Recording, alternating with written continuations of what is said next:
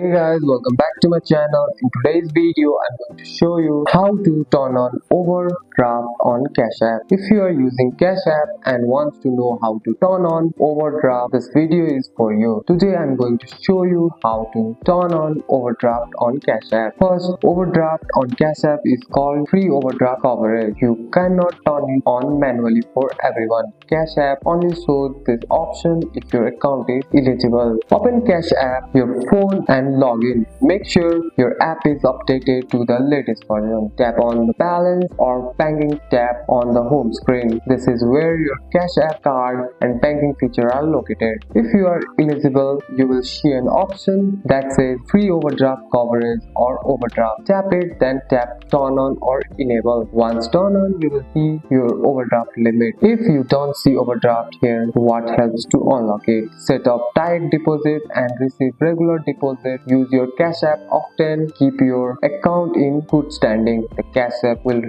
review account automatically. And that's it. That's all for today's video, guys. If you found this video helpful, drop a like and subscribe for more videos. Thanks for watching. See you in the next one.